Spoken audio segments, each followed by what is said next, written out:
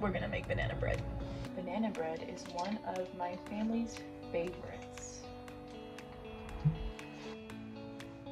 Almost forgot to put on the apron. I will post the recipe in the description. The most unique thing about this recipe is that it calls for sour cream. I know, it sounds weird, but I promise you, this makes the most moist banana bread I have ever had. Now, when I say my family loves this recipe, I mean my family goes nuts. Anytime they see bananas defrosting on the counter, they know what's up. They get really excited because they know Mama's making banana bread. When I make this recipe, I only use bananas that I have frozen already. If you decide to make this with fresh bananas, please let me know how it comes out for you. Okay, so I've creamed the sugar, which is essentially just mixing the butter and sugars, brown sugar and regular sugar, together until it's like a creamy paste. Just a little bit of chunks of butter because this was supposed to be softened. So once we cream the sugars, put this bad boy back in, and we're gonna put in our eggs. These are eggs from the store.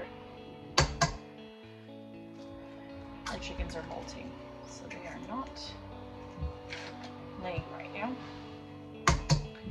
Essentially, they are freeloaders. A little while for now.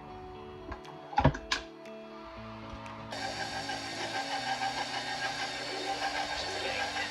It's extra.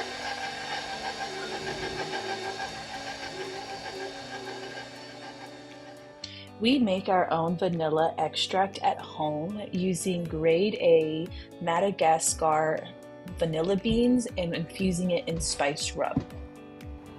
I promise it looks gross. But the taste.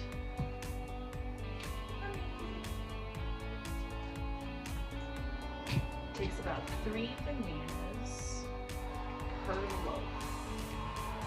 I'm hoping to make 2 loaves, so I am doubling the recipe. And we'll give that to the chickens. Secret ingredient. That was me trying to be an ASMR aesthetic girly, but we know that's just not me. I am not demure, I am not cutesy, I am very silly goose. Okay, now that all our wet ingredients are in the mixing bowl, we're gonna go ahead and start adding our dry ingredients. Salt.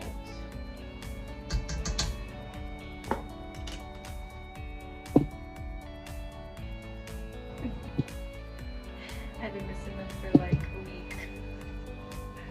I guess I put them in this pocket the last time I was cooking. Okay, and then 1 teaspoon of baking soda. 1 cup of cocoa powder. I buy it in bulk from the store standard, so we always have it on hand. Okay, now we add our flour.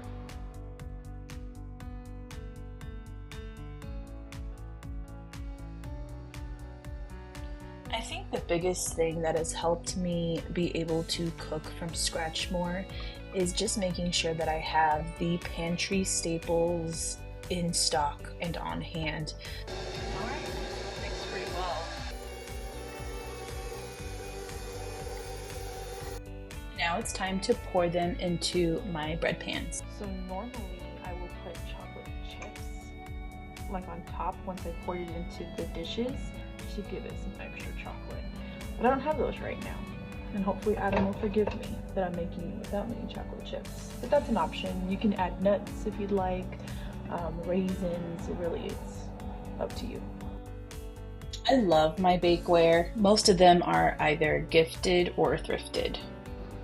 Okay, so it took me 10 minutes to get the batter ready, and it's gonna take another hour for it to cook in the oven, but that's pretty much it.